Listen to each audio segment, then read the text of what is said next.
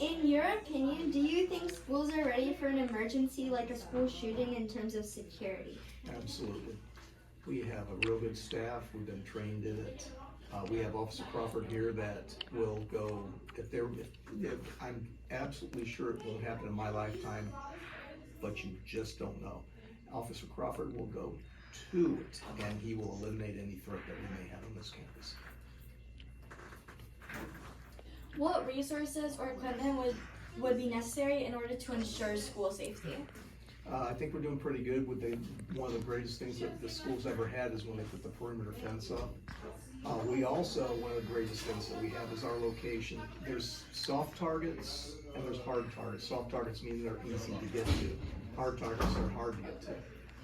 Since we're on a main road, Wiles, on a main road, Coral Springs Drive, and then we have the canal that goes around us.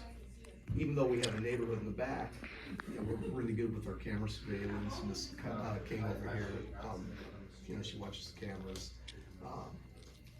Anybody that has a computer, we can actually sign into Vigilante for the security for the cameras. So we can keep an eye on that. And if there's anything that remotely looks like a threat, or if there's someone on campus that we're not too sure about, we can actually call a lockdown. Anybody can call a lockdown. So we're pretty good and proactive about that. Do you think someone could jump the fence? Yes, I can still do it at my age. You can still jump it, but when there's an obstacle, people go, that because, it's still, a fence is also considered a barrier, and it's hard to get, it's easier to go to a place that doesn't have a barrier. So people religiously that are trying to get onto property, they don't look for any obstacles. They try to find the easy way in. And we're not easy to get into. Do you feel the bathrooms are secure without doors if an intruder or threat entered the school?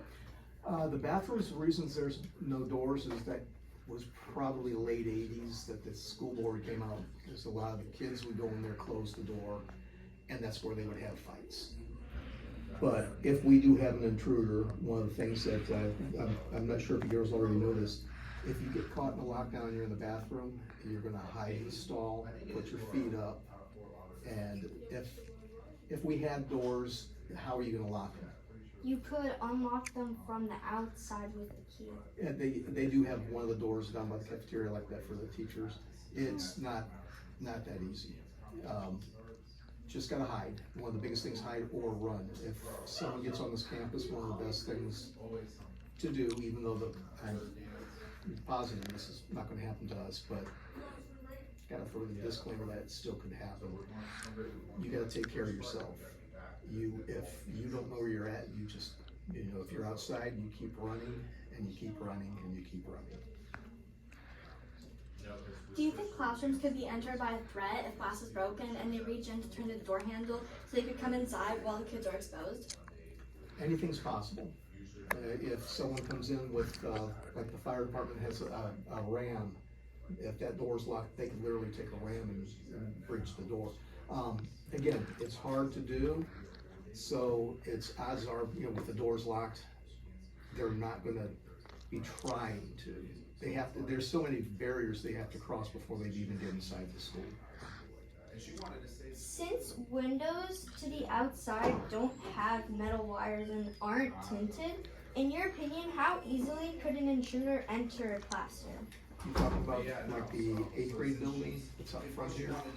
Well, like the windows, the classrooms have windows to the outside that show like the PE area, and those. Yeah, but 6th grade and 8th grade buildings. Yeah. The windows, they're actually hurricane. Those buildings were built, just before one of the major hurricanes. I don't think they'd stop bullets, but again, that person, whoever was gonna try to get onto campus, has to basically beat every obstacle that we have. And one of our best obstacles is the cameras. And again, Officer Crawford's really good at what he does. Wait a minute, and so am I. So, And Mr. Darby and Miss King and Miss Ann and Mr. Elliott and our new lady, Miss Gray, were excellent. Thank you very much. So, what can you learn from the Stoneman Douglas shooting that allowed such tragedy to happen? You learn if you see something, say something. That's what it goes back to even before that. If something looks out of place, no matter how ridiculous it may look or how serious it may look, if someone starts coming around with backpacks and different things, I do know that the shooter tried to blend in, and unfortunately he did. That's when we have to rely on, just, I hate to sound like this, but you just really don't want to trust anybody. If something looks wrong, let us know. Let us prove that there's nothing wrong, or if we can address it and stop anything that could happen. After the Stoneman Douglas shooting, has there anything that we've learned from it that we have fixed?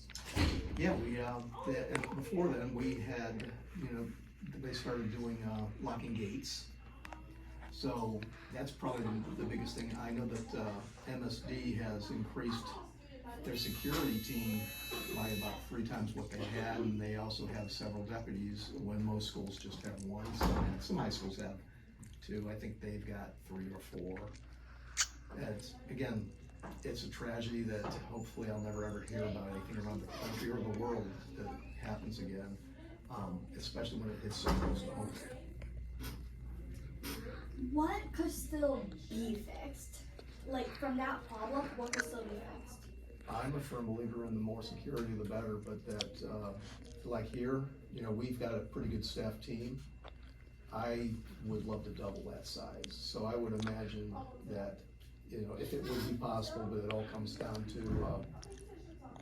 how much money the school board has. You should never put a price on safety, but unfortunately that's the reality of it.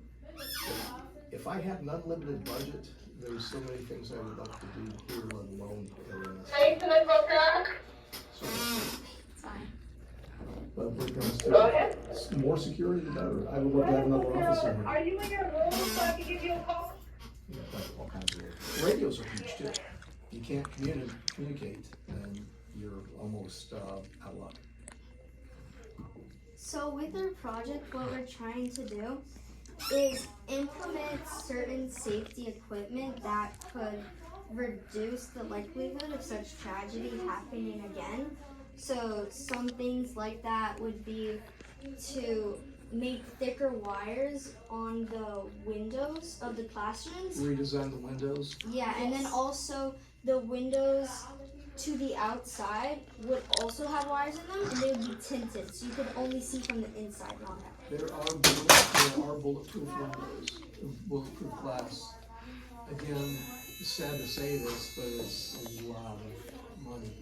The wire holds the glass together, and it's hard to do.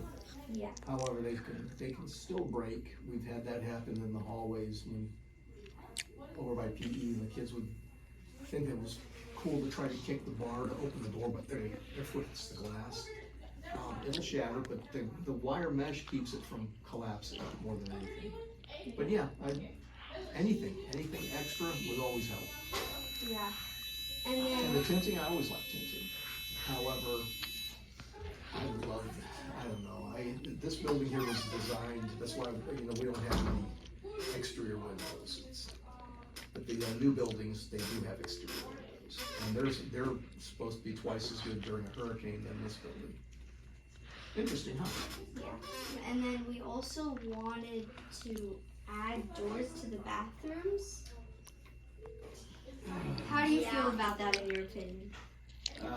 What was one of my first questions when I first started here years ago? Why don't we? You can see the door frames, the hinges, and when they explained to me, I think that would open up a whole new avenue of fight clubs if they closed the door. Then again, I got to back up on that too.